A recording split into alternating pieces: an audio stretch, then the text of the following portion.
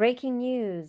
I've arrested a 45-year-old male suspect on 3 charges. The first one being that of discharging of a firearm in a municipal area. The second charge being that of kidnapping, and the third being that of defeating the ends of justice, according to a preliminary investigation by the police. Hi everyone, welcome to Legal Dynamics Co, where we unpack the law and justice one case at a time.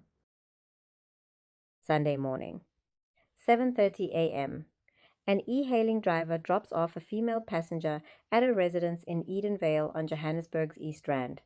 He is about to drive away when a man approaches him, accusing him of having a relationship with his girlfriend.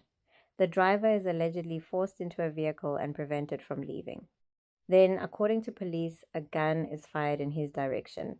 The driver escapes and drives straight to the nearest police station. The man accused of pulling the trigger? Molemo Maarohanye, better known to South Africans as Jub Jub. Jub Jub is one of South Africa's most recognizable media personalities. Go firearm.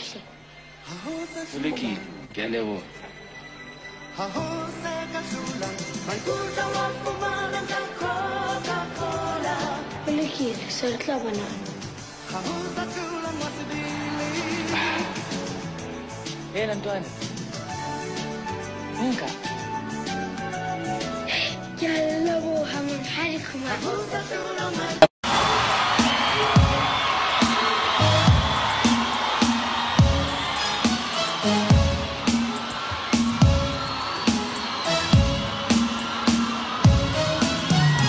Heavenly Father, I'm truly grateful for the love that I miss, the wisdom and the knowledge. Hallowed be thy name, glory to the King for keeping my soul so safe. God has a plan for every human, and I'm loving on the place.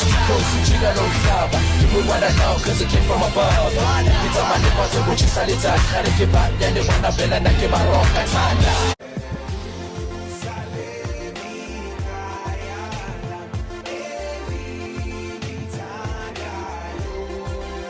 But his relationship with the law has been a complicated one.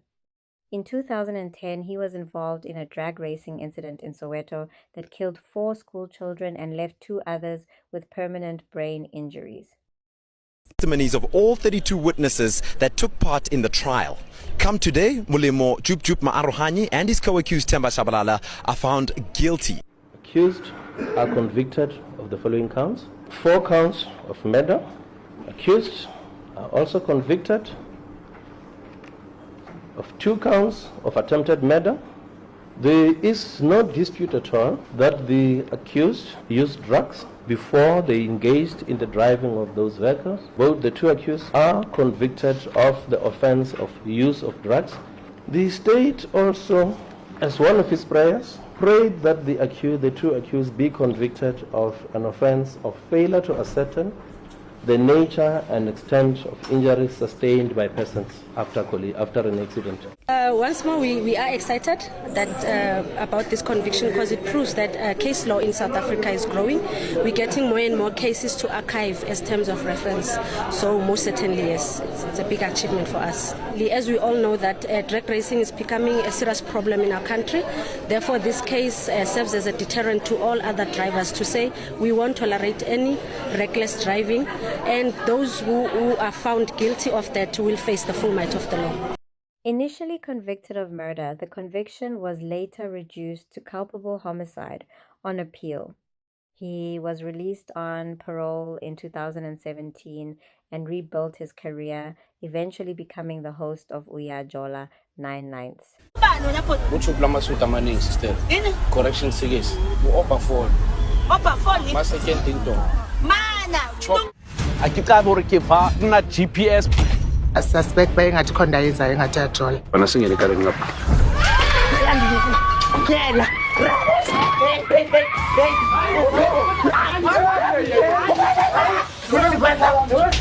ATV say apora ne? Say na apora ne Sunday.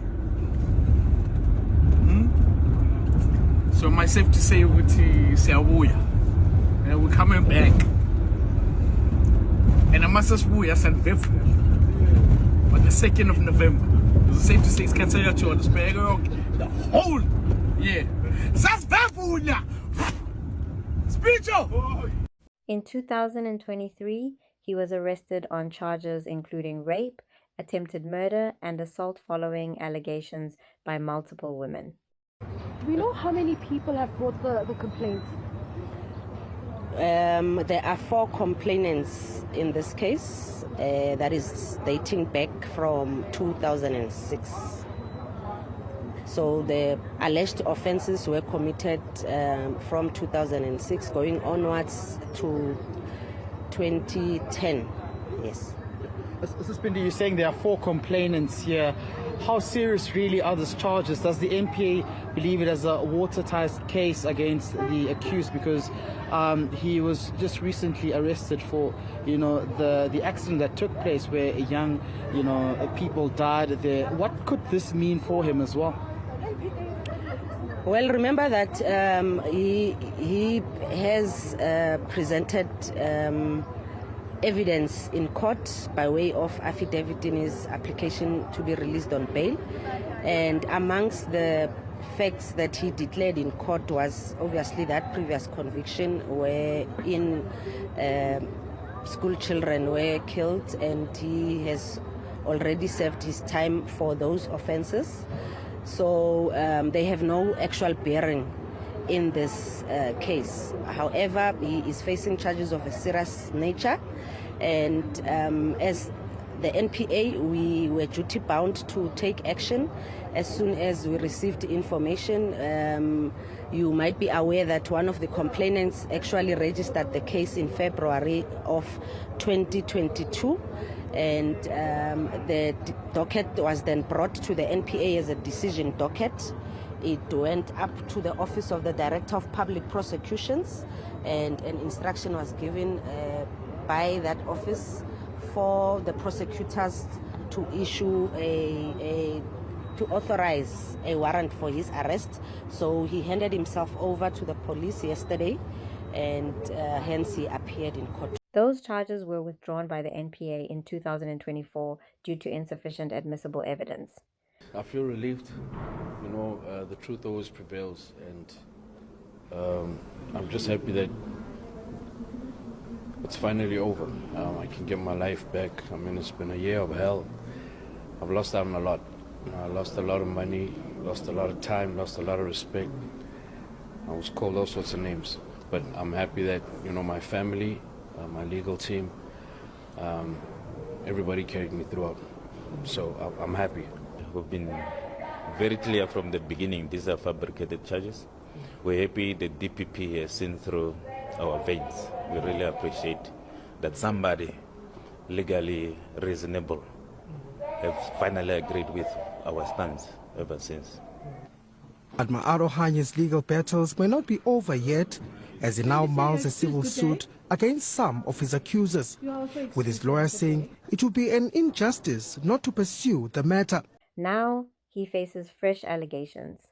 Police say he was arrested following the Edenvale incident and is expected to appear in the Johannesburg Magistrates Court on charges of kidnapping, defeating the ends of justice, and discharging a firearm in a public place. I've arrested a 45-year-old male suspect on 3 charges. The first one being that of discharging of a firearm in a municipal area.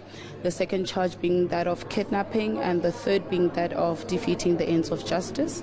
According to a preliminary investigation by the police, there was an altercation between him and an Uber driver, which led to this particular suspect firing a shot in the municipal area.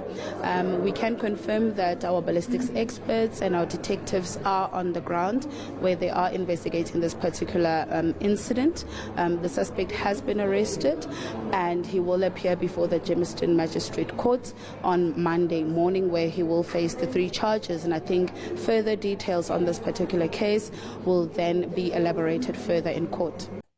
Under South African law, kidnapping involves unlawfully depriving a person of their freedom of movement, while unlawfully discharging a firearm in a public place is a criminal offense. It is important to remember that Jub Jub has not been convicted of any offense relating to this latest matter and remains innocent unless proven guilty in court.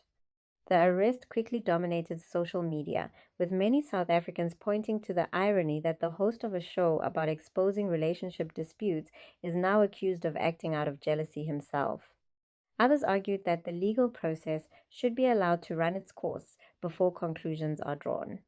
So, what do you think is really going on here? At what point does a pattern of legal controversy become something the public can no longer ignore? Drop your thoughts in the comments below, and don't forget to subscribe for more legal knowledge, breakdowns, and insights as we continue unpacking the law and justice, one case at a time.